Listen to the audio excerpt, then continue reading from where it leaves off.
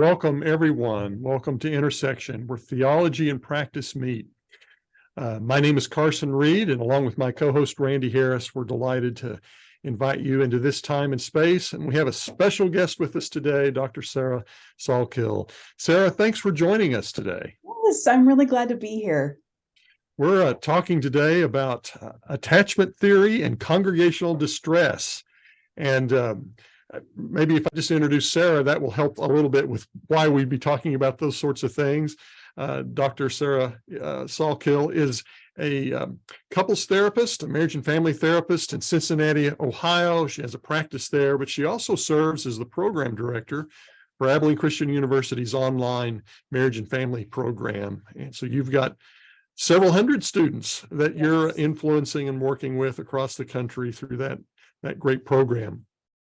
I also know you as a person who does a lot of work with congregations and in consultative relationships. And that's one of the reasons, Sarah, why I'm so delighted for you to join us today. So thanks. Yes, I'm looking forward to the conversation. Good. So just a little bit of housekeeping here to all of you who are gathering to be a part of this today. Down in the chat feature, please let us know where you're hailing from, what part of the world you're inhabiting. I see names popping up here that I know and some names that I don't know, but welcome to all. But the chat feature is a great place to talk to each other as we go through this hour. Later in the session, we're going to be utilizing your questions to guide our conversation. So with regard to questions that you might have for Sarah, then I'm going to ask that you use the Q&A feature at the bottom of your screen, the Q&A feature. That will come to Randy and I, and we'll be able to utilize that later in our program. All right. Well, before we get into this conversation, as our practice, I'm going to invite us all to a minute of silent prayer as we invite and recognize the presence of God in our virtual space. Let's pray.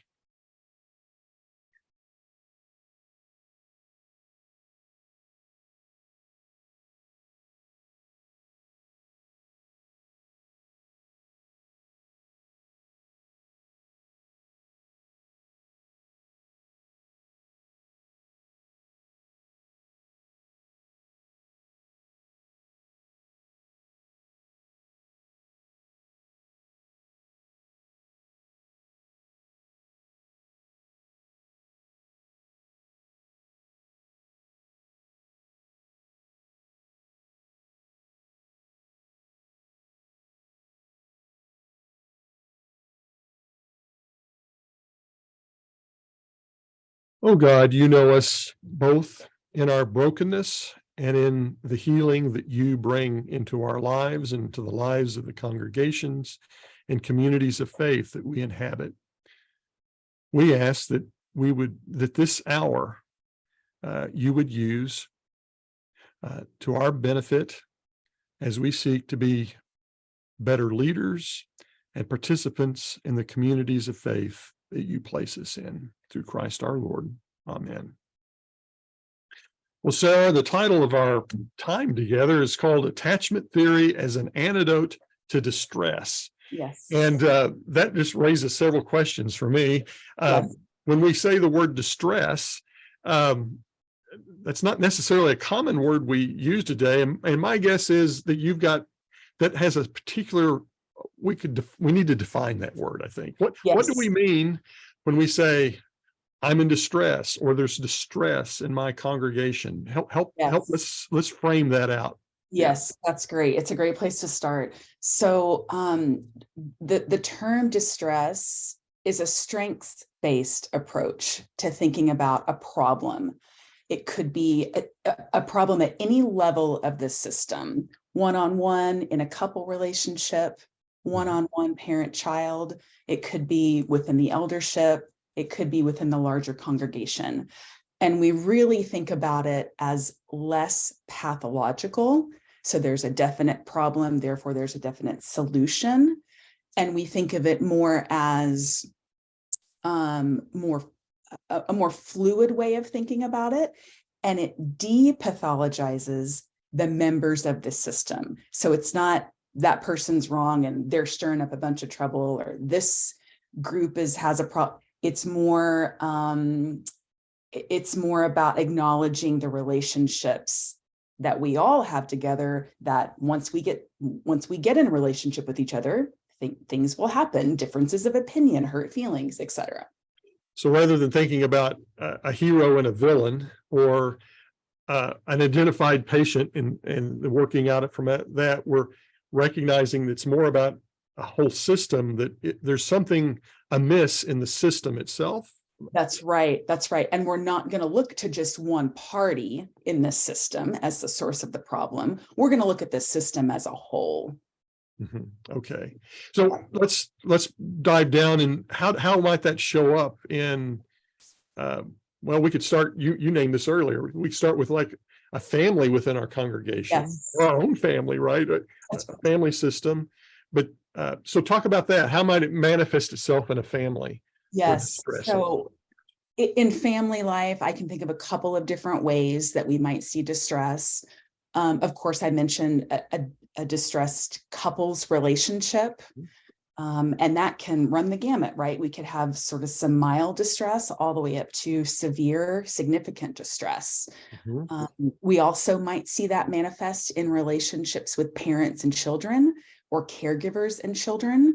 And we also know that right now, a lot of grandparents have caregiving responsibilities for their grandchildren. They're raising them. And that intergenerational or multi-generational family relationship, that can also be a source of distress.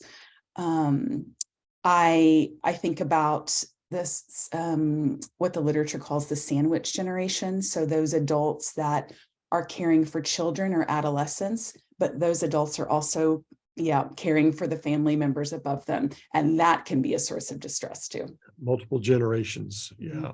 And we see that in churches. I sometimes wonder if that might be a manifestation of that, from you got 4 and 5 generations or more within a congregation. Yes. That can often create distress. It can. It's a wonderful thing to have that multi-generational dynamic, but it can also bring some stressors with it as well. Right. How might, Randy, go ahead. Just wondering, kind of the way you're defining that, no system hums along perfectly, right? So is distress always there at one level or another, or can we think about a system that it's relatively distress-free? I think relative is the word here, and we're probably going to talk about an ebb and a flow. We're gonna reach a point of stability at times, and things are going to rock along just great, and then we're going to have a transition. At the family level, we're going to launch a child out of the home into the workforce, into the military, into college. We're also going to lose family members to illness and death.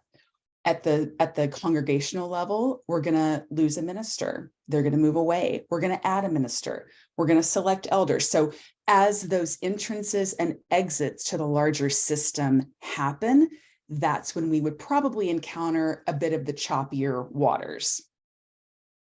Is the word or the language of distress and this in the impacts of a system, how does it play itself out maybe in larger societal issues or community-based things? Can you talk about that? Is there some usefulness to this idea in that kind of space? I think so. I think what we see is maybe some societal anxiety. I don't mean a diagnosable kind of anxiety, but anxiety in this system. And I definitely think we can see that sort of infiltrating the congregational system all the way down to the family system. And the family is what makes up the congregation. So when we see stressors, when we experience them, in our government, in our society, in our world, even something like a natural disaster, a flood, all of those things can contribute to distress at the family level or at the congregational level. So I suspect that all of our participants today are going, okay, there's distress. If that's what distress is, I got it, or I see it, I've recognized it, I've experienced it. Yes. So if distress is sort of the common lot of our families, our congregations, our communities, how do we as caregivers, as leaders, as pastors, ministers, therapists, how do we begin to attend to that? How do we begin to work on or take a therapeutic stance Yes. toward Yes. distress? Yes. What might we utilize to do that? Yes. So fundamental to alleviating these types of relational distress just are the basic concepts of trust, responsiveness, and accessibility. And when I say accessibility, that is a clinical term from the couple therapy literature. And what I mean by that is someone in distress reaches out metaphorically. Can I reach you, attachment figure, trusted friend, trusted confidant? Do I have access to you? And in that secure relationship, that confidant, that trusted friend says, yes, I'm here for you. How can I help you? So I think that's sort of a lead in into maybe a theory that could help us talk more about that. But I think that's fundamentally the way that we enter into that. Roles, there's a major role that trust plays, Yes. Accessibility, Yes. and responsiveness. Yes. All right. Mm-hmm. And the ways in which those get managed, then this is where I think this attachment theory then begins to be helpful, right? Because connect the dots for us here. Of course. So we want to practice trust. We need to be accessible, but not, well, we need to talk about how much access, but yeah, that's right. Responsive. But attachment theory helps us practice those in particular ways. Right. Help us out. Right. Yeah. So attachment theory is a developmental theory, and it was first applied to the infant caregiver dynamic. I say caregiver, most of the early literature was about mothers and children, but we know that other people besides mothers do caregiving. So what we know about that is the relationship between that infant and that caregiver was to help that child regulate their inner world, their emotional states, when the caregiver was responsive and accessible to the distress of the child. So let me stop there and just say that's where all of this is coming from.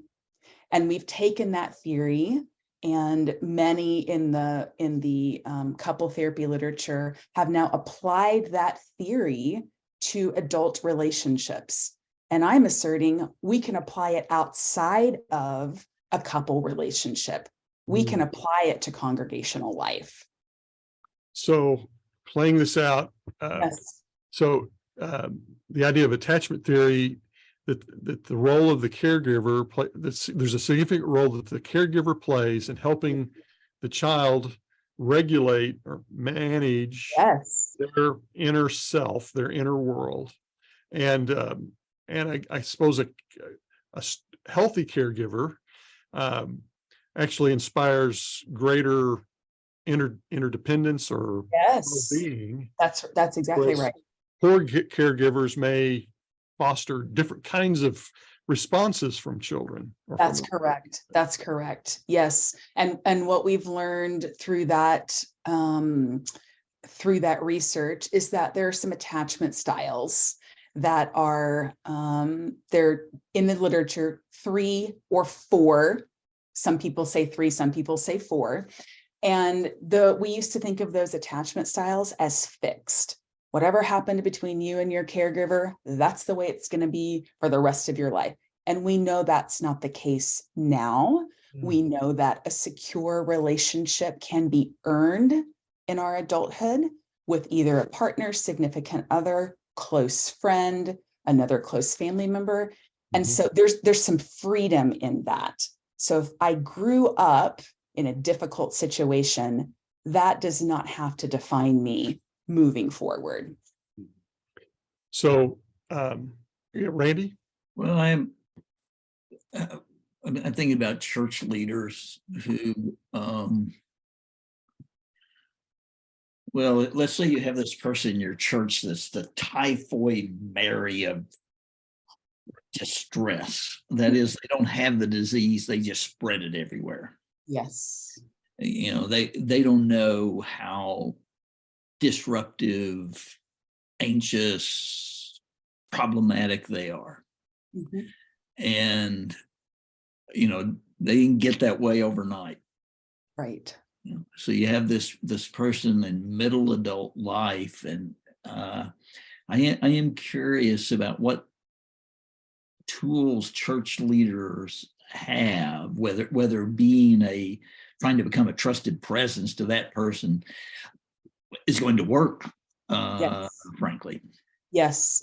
And so this is a little bit of a paradox, Randy, because I could make some assumptions about this congregational member, about their attachment style. But the most important thing is, in that scenario, their attachment style, while we would want it to draw a trusted person toward them, it's actually doing the opposite. It is pushing all of that away. And so, to borrow from the title, one of the antidotes would be actually to do the opposite, which is to come toward. And not everybody needs to come toward that particular individual, but those that can be accessible and responsive consistently. One of the things that would make that situation probably even worse is an inconsistent response. Someone comes forward, develops quite a relationship with this person, and then steps back inexplicably. That might make it even worse. I hope that addressed part of it, at least, Randy.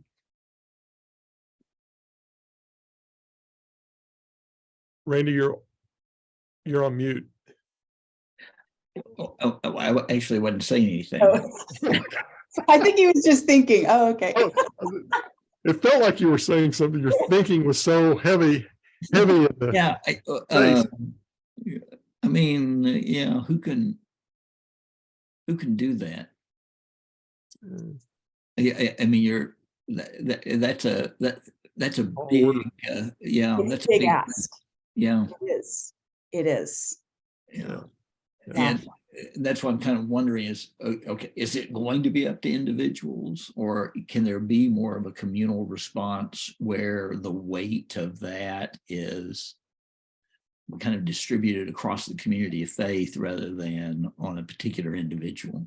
I think it definitely could be a communal response. And again, the key would be the consistency, because, and I'll hearken back to the infant caregiver example. When the infant cries, that cry could mean 4 different things. I need my diaper changed. I'm scared. I'm hungry.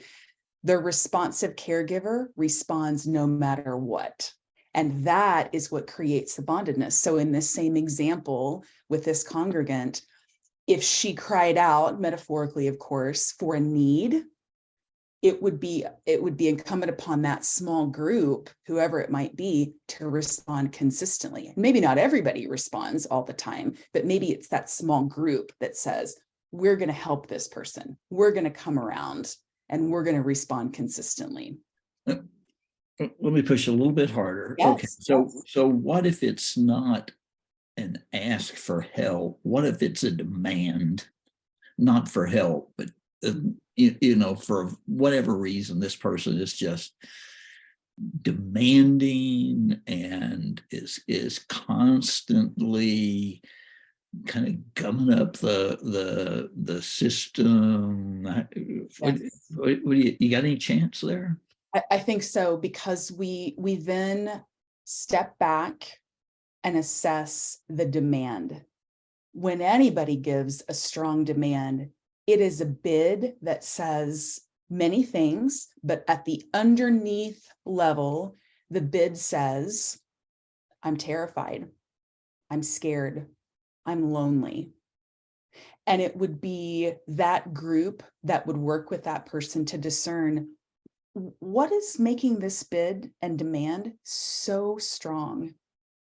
What is it that has you reaching so forcefully for us, for our attention, for our concern, for our love for you? What is it?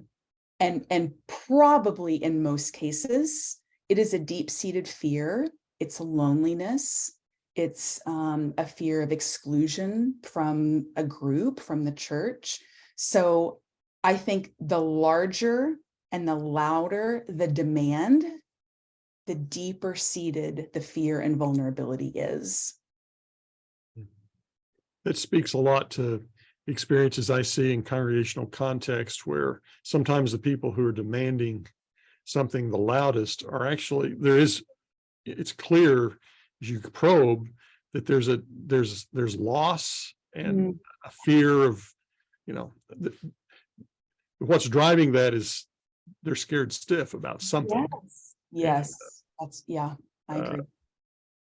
And although, well, I guess kind of drawing out ahead of what I'm hearing you say is, you may not be able to give to them the thing they're asking, the identified thing they're asking for, but they might have a better chance of maturing if we're practicing some sort of attentive connection to that some deeper emotional needs. That's right. And then maybe as the helping group and the group that's responding, maybe we say, oh, we've reached our limit. We've reached our capacity to know what to do, but we're close enough to say we're going to walk with you through this to get you the help that you need, assuming that maybe it is a mental health situation, but maybe not. Maybe that close group coming close and building that trustworthy and secure relationship, maybe that does alleviate some of that person's distress. Yeah. Good. Well, all of that makes me think that the person who serves as a caregiver, whether it's a parent in a home, but we're now thinking more about congregational systems, ministers or small group leaders or people who find themselves in visible places and congregations, that's going to require some skills, or some giftings here, or some dispositions. What are some things that this might suggest that congregational leaders may need to work on for themselves? Yes. It's a great point, because those of us in those spaces, we're there because we want to be the helpers. We want to have that pastoral relationship. And so I think it's a little bit of a both and. I think it's developing some skills, and I'll maybe touch on it. We can dive into it more, but I think it's also a little bit of protection of our own sense of self and our own sense of caregiving. One of the things I think about that is it just gets so much relational and emotional currency is validating. Validating somebody's position, reflecting their position. And one of the things it's sort of a misnomer about validation, that it means I agree with you, but it doesn't. I don't have to give up anything that I hold true, values and beliefs, in order to validate that you're having a really difficult time.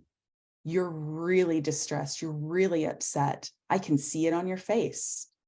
And I just heard you talk about that level of distress and upset. But to do that, to validate you, Carson, takes nothing of me. And I think that's a seal that sometimes we minimize. We think, oh, let me just repeat it back and they'll know I was tracking. But it's so much more than that. So it's not just knowing what they said and being able to repeat that, but actually being able to say, I understand your posture, your position, your concern. Yes. And I can understand how you would feel that way, how you would be thinking that way. In light of, yes, in light of what's been happening, that makes sense to me. And again, I don't have to give up anything of myself in order to do that. Right. So what would be a good outcome? I assume we're not trying to fix them. Right. but I assume we don't want the system to stay in this state of distress either. So what are we after here? Yes. So to go back to your example of the demand, Randy, I'm after, as the helper, I'm after understanding what's at the root of the demand. What's at the root of that strong bid and that strong ask of me? Whether it's I'm a leader, I'm just a fellow congregant, what's underneath that? Because if I can get underneath that, then we're getting somewhere. Then I can reflect and validate. Then I can help that person to touch on what's actually going on, because the demand is not actually what's going on. The demand is sort of like the window dressing. I really want to understand what's underneath that, and not to fix, to your point, but I would say more to come alongside, to partner. And I need to remember this this quote, this citation. I'll give it at the end, but there is some literature that when standing side by side, when a securely bonded relationship looking at a mountain, it actually appears so much smaller and so much more attainable in order to scale or hike it. And so I use that same thinking here. I'm not trying to solve it. I just want to come alongside so that whatever it is that looks insurmountable, suddenly you realize, oh, but I've got my people here and they're going to be with me and we're going to figure it out together. I think sometimes in congregational context, that some of the challenge of that is that the issue that's identified is so significant, it becomes more significant than my relationship with you. I'd be curious how you might, respond to that. That sometimes people are so distressed that the identified issue becomes the thing, no matter how deeply you may try to attend to what's underneath that. That maybe that's some sort of there's a pathology perhaps in play there, which ministers or church leaders, lay leaders may or may not be able to. It's a big hill to climb to walk alongside someone in some of that. I'd be curious of your musings around some of that. Yeah. That's a different. Yeah, I'm going to take my ball and bat and I'm leaving this church because you all aren't paying attention to what I'm saying. And right.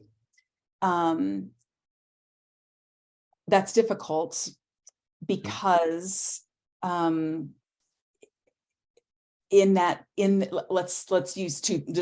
just use a dyad, one person who's upset and disgruntled and I'm about to be out of here, and then maybe a church leader.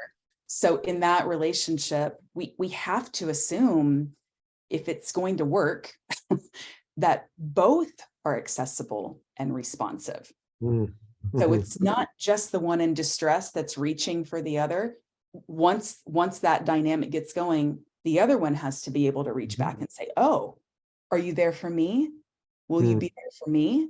And if that other person is unwilling to say that, then I think we have a different situation on our hands. Right. We've moved into another kind of space. That's right. That's right. Right. Yeah. Oh, one of the Q&A questions that's already come in and I think would be really helpful. Somebody's asking about the different kinds of attachment. What are the 3 or 4? You kind of mentioned that in passing. Can you give a real short speech on that? I can. Yes. So I choose to think of them in terms of four attachment styles. So the one we're all looking for is secure attachment. And this is characterized by accessibility and responsiveness. And this is both in the caregiving relationship with a child and a parent, but also in adult love relationships. The second type is anxious avoidant. The third type is anxious resistant. And the fourth type, which is the newest type to be categorized, maybe within the last 40 years or so is disorganized. And that means it has features of both types of the anxious avoidant and anxious resistant.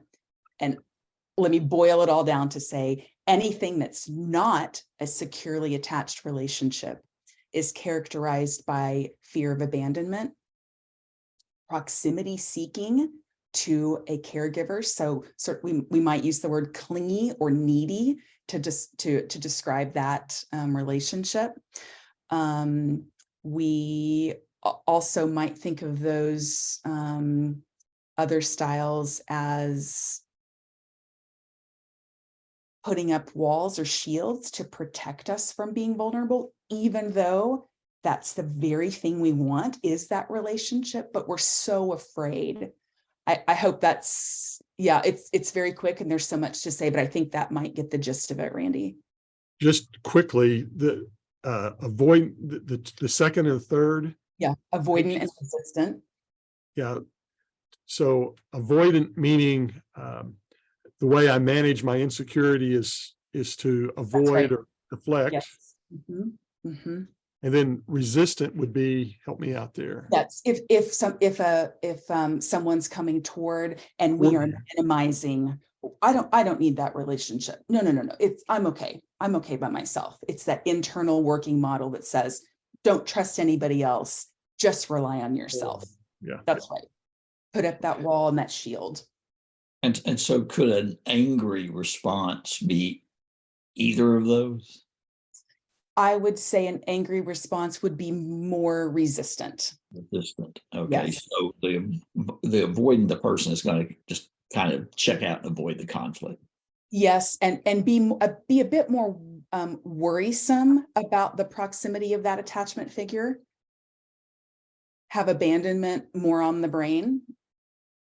Mm-hmm. Mm-hmm. Right. I know what this is like. I'm not going to risk this. That's right. I've been hurt before and I promised myself. So let me, that's right. That's right. I'm not going there again. Right. Yeah. Right. In some ways, don't we all of us at some point, or even the most secure of us, can find ourselves in those spaces, right? These are, to your point earlier, there's some fluidity here. Yes.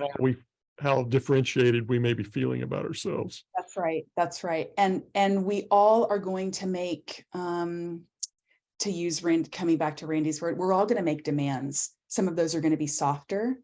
Some of those are going to be when we are feeling we're adrift and we're lost and there's been a crisis. Some of those are going to come from moments of anger where we are fearful. And we are digging into our position, whatever that might be. So yes, we're all going to exhibit some of those bids from time to time. So I'd be curious. Well, I'm going to ask a question, but before I do, I want to invite our participants we're going to start wanting to make a turn here. What are your questions? So get in the Q&A and drop a question for Sarah here.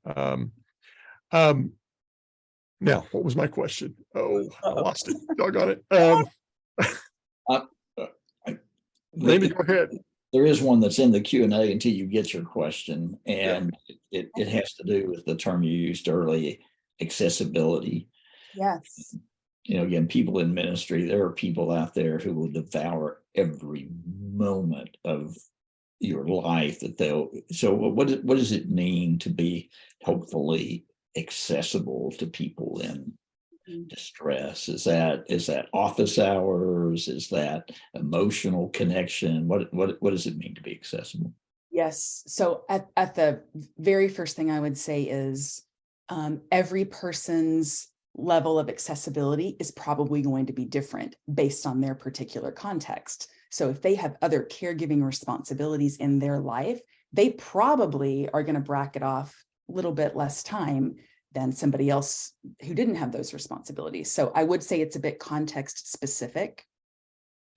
And I would also say that it's probably, there's probably a balance to be struck between somebody grabbing a hold after service versus let me make an appointment to speak with you on the phone or to come to your office, because those interactions are going to be quite different. grabbing somebody after service, there's many people around, probably not ideal to be touching on some of these more distressing themes. So I think it's a great idea to have a dedicated space to say, let's visit this week. Let's meet for coffee. Come by the church office. Let's talk on a Zoom. Maybe I have to work from home this week. Let's find a way to connect, and that it's time limited. Like, this is my time to be accessible, especially when in those dynamics, it's probably going to be the caregiver unilaterally giving care, because that's what that person is asking for. We're not talking here about this other person giving back to the caregiver. And so that dynamic has to be accounted for as well. I'm not proud of this, but I will truthfully say that there have been times in my ministry where there is someone I have given up on. Mm. And I'm taking seriously that you think you can make it worse by saying, okay, I'll be available, and then at some point you're not. I just gave up. There were a lot of other things that needed attention. It didn't seem like we were getting anywhere. They didn't seem to be getting healthier. I was certainly getting unhealthier. How do you think about that in a ministry context? Yeah, I think about it that sometimes it might not be about that person at all. It might be about me. I might be burned out. I might be overtired. I might be dealing with my own stressors, and it doesn't mean I was necessarily ineffectual or didn't have good wisdom to bring to that dynamic, but sometimes it might mean me saying, I am not the person to be helping this particular person in this time and space. Maybe 3 years ago I would have been, maybe 4 years from now I will be, but right now I'm not the person. And so I would think about it, Randy, as maybe less about giving up and more about, I need someone else to take a turn because I'm not in the space to be able to give accessibility in this moment. Right. It goes back to the idea of community and congregational life and how they're attending to that. Yes. And this kind of brings me back to my question. It popped back up again. Man, I just keep getting convicted that to be able to do this kind of patient attention of caregiving to another really requires someone, and I'm going to use the $64 word for this, differentiated. Talk to us a little. How do I practice this well? What do I need to be doing with me in order to do the kind of work of this kind of caregiving? Yes. You're the therapist. Help us out here. Yeah, I think I have a picture I can paint for you. Okay. It means that we as the caregivers, you that identify as the caregivers, we have to have our own secure base. And here's the way I describe it. If we have a secure base and we're standing under an umbrella, I'm going to say it's with my partner, with my husband, Kevin. If I'm under this umbrella, that's our secure base. The storm is raging. It's everywhere. We're safe and dry. And when I have that secure base, I can step out underneath that umbrella and I can go into the metaphorical storm. I'm going to get wet. I'm going to get blown around, but I can look over and I can see he's right there. And I can go back and I can get safe and dry and warm again. So that secure base increases our autonomy. It increases our, let me say this, but caveat, our risk-taking abilities. So I can go out and apply for a new job or give a talk or write that article. I can do those things knowing, oh, there's a bit of uncertainty out here, but I can always go back. So that's what I would say, Carson. In order for us to foster and facilitate that differentiation, we have to have our own secure base. Doesn't have to be a partner, could be a parent, could be our adult parent. It could be a really great friend in the church, could also be a partner. Yeah. So, so you began to say that a little more fully. I was thinking, so how do I attend to having a secure base, right? So you're talking primarily about terms of having secure relationships where, Yes. I guess, to use the language we're using today, that secure base is a place where I have accessibility. There Yes. is trust. And what was the responsiveness, right? Yes. The three Yes. things you mentioned earlier, that those are present in some other spaces in my life. Right. That's right. And when it's there, and this is my term right here that I'm using right now. When we have it there, we can borrow it and we can take it with us. It has a place in our brain. It has a place in our felt sense. We feel safe and secure, and we can harness that in our relationships with others in congregational life. I have experienced some of this in healthy leadership systems and congregations where an elder group and staff, where there was security, that I'm just kind of playing out what I'm thinking, where there was a sense of shared, we're in this together, we trust one another, we're praying for one another, we're connected to one another, and out of that, then the confidence of being able to move into troubled spaces within the congregation or around troubled issues, knowing that I wasn't, even though I might be acting alone in a moment, I was acting with full confidence of a community of other leaders who were entrusting and trusted. I had trust with. It's a beautiful application, and it's am I answering that? Yeah.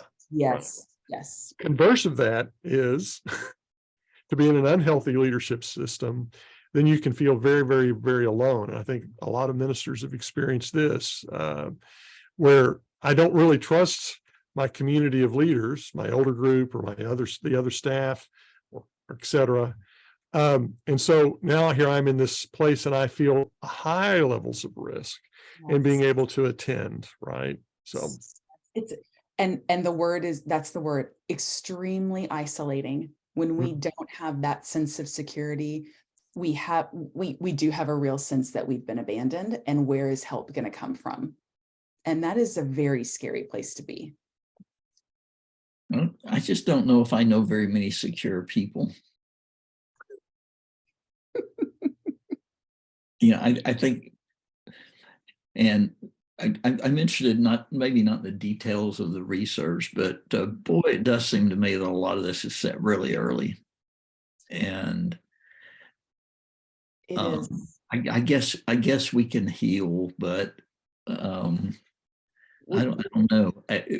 Just whatever you want to say about that, about how we can maybe grow out of some bad attachments to some better ones. Yes, it is set early, and the reparative work is actually that. It is work. It's either in a therapeutic situation, probably more often than not, that's where the work happens. And second to that, I would say it is if a person finds themselves just by God's grace in a healthy and secure, maybe relational, like a marriage, a partnership, that could also help. But the main work will be therapeutically. And it happens. There's plenty of research that says, this is the trauma that happened to me. This was my disorganized style. And through this work with my clinician, now I'm able to have secure relationships, long friendships, a secure marriage, et cetera. So the success stories for sure are out there. you're saying, I'm hearing two things there. The primary one being therapeutic work. Yes. The other is being able to find, one way or the other, some connection, Right, to create a healthy, stable relationships. that's right. Yeah. We've got a question coming in here. So you're the pastor, you're the minister, you're the paid employee, and you're supposed to be able to help people, Yes. always available to help. But that creates some of its own challenges, because you're always sort of on the hook. So how do you manage that relationship as being the always on duty, perceived employed helper? Yes. How do you create, maybe that's a question that raises boundaries, or I don't know. What are some Word. thoughts that it causes you to reflect on? Yeah, that's the word. The first word that came, Carson, is the boundaries. But close after that, I was thinking about how important it is to have behind the scenes support, whether it is somebody in a minister's group, outside the city, or whether it is sabbatical, or whether it's retreat and renewal, whether it is a therapist. That is a critical piece, I think, of having to always be on. But then what does that person do when they need to be off? And they do need to be off, and they need to download things confidentially to another helper. Again, somebody from maybe outside the city, or maybe a therapist, a counselor where they live locally. That's a real thing. They need to be able to unload it too. So this gets back to self-care. Yes. And managing that yeah. I think back to the sort of basic systems theory, I think, Carson, I've seen lots of examples where congregational systems, leadership systems were just broken. Yes. And not always, but it's not unusual for that to revolve around the pathologies of one or two people. And, if you move those people out of the room, all of a sudden the system would work a little better. And, you try and you try and you try, and it's like there's this constant sabotage to the system. So give me a good kind of system therapy approach to that kind of situation. Yeah, you're really you're testing me, Randy. You're testing my mettle here. I do think about that as the system in that sense is stuck with the same second and feedback loop. They keep the system, I'll say, keep doing the same thing over and over again, expecting it to be different.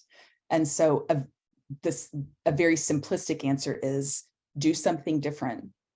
If what you've been doing is not working, do so. And the image that I give to my students when I'm talking about this is it's on the ripple effect of the pond. One little drop can spread far and wide. So what is that one small difference? And I would not presume to say that what I'm about to say is the easy answer, but sometimes it's as simple as we've always met on Wednesday mornings at 6:30 in the morning for prayer breakfast. What if we met on Thursday nights? What if we went to a park on Saturday after? Again, I do not presume that it's as simple as that, but that's one example to say, what would it look like to do one little thing different in this dynamic? That's not going to take away any pathology, Randy, that you suggested might be in the system, but it's something different. Yeah, that is interesting. So it'd be true to say that I'm going to keep perturbing the system until I start to get something different. Mm-hmm. Yes. And in this case, I've at least got to have the courage. Different might be worse, it might be better, but what we have is not. That's right. Not livable, and so you have to be able to take the risks of perturbing the system some way. That's right. And the quick and easy saying that I give to my students is do less of what's not working. You already know what's not working. Do less of that. I love that. Yeah, that's good. I want to swing back into another space. Early on, I'd made a note and then we rushed past this. Okay. We were talking about in terms of how we engage with persons, and we're trying to, we want to listen well. We want to be able to reflect what they're saying, but more deeply, we want to validate their posture. Yes. But that doesn't get us quite, there's probably another level of engagement there. How do I begin to probe to move from the identified issue to what's underneath? And I'd like a little help there. Yes. Sarah. How would you respond to that? Yes. So we typically, all of us typically display what we call secondary emotions when we are in distress. Secondary emotions are the easiest things to display. Anger and numbness are the top two. I'm just going to numb out. I'm overwhelmed. I can't take it. I'm done. Or I'm going to pop back because I'm really angry. But if we unearth underneath that, we find fear, sadness, longing. Oh, we unearth so much. So for me, the questions are, and they're almost internal questions as the helper. What's going on here? Why is this person that Randy's talking about? Why is her demand so angry? What is happening here? And let me think, oh, she had that loss last year and she's been unemployed for a really long time, and on and on and on. And so then I might take it outside of my brain, and then I might start asking her, hey, I didn't know what to make when you asked me to do this, or when, you kind of came at me. I didn't know what to make of it.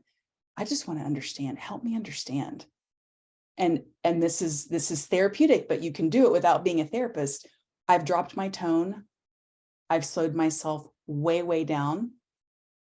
And I'm getting really, really soft, because that, more often than not, evokes the same out of that person. They slow, they soften, they get low into what it is. And I'm not saying it's 100% success, but if we're going to model that, chance we're going to evoke it from that person at the same time. Right. So yeah, you're trying to do insightful probing to get at something below the surface. Yes. And I guess you're doing that sensitively. You're doing it to slow the pace down, to lower the temperature in the room, or That's right.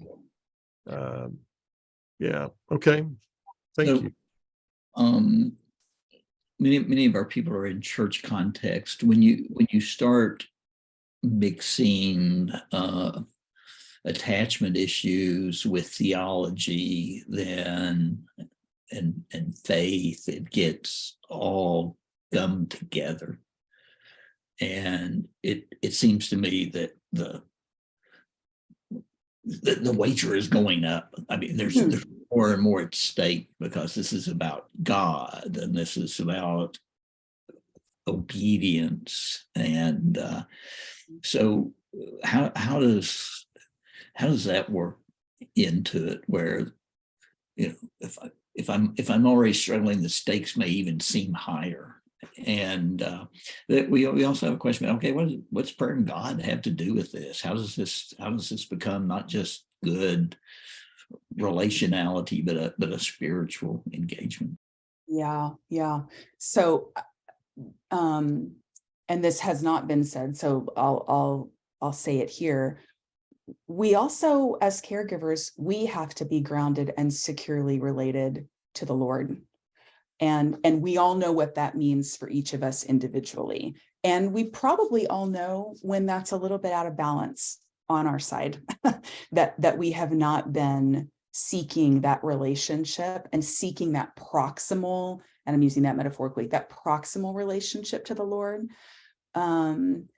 So I think it has to start there when we are working in churches, and when we have people's lives and souls in our care and in our hands. That is of the utmost importance. Randy, I'm getting off track. Reel me back in. That's the first part of what I wanted to say.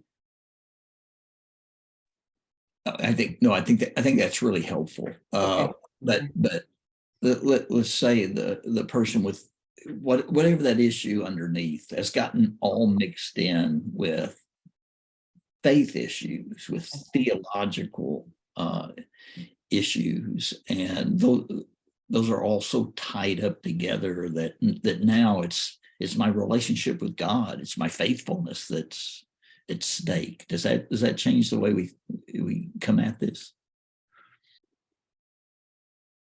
I don't think so, Randy, because I think of it as when the secure base is there, when that accessibility and responsiveness is there, I really believe this.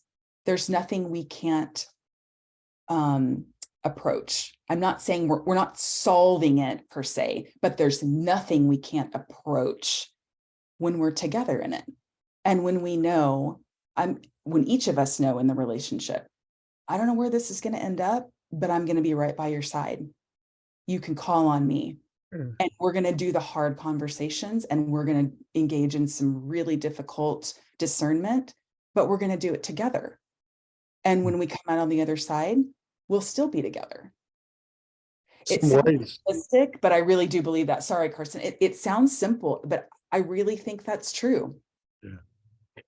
In some ways, and we really do need to start to wind this down. In some ways, when we talk about trust and accessibility and responsiveness, we're actually, those things are theological. Those have theological potential as well, right? Those are attributes of how we perceive as from the Christian tradition. There's something about God in those things. Those are characteristics of God themselves. So that also complexifies this, I think, in intriguing ways.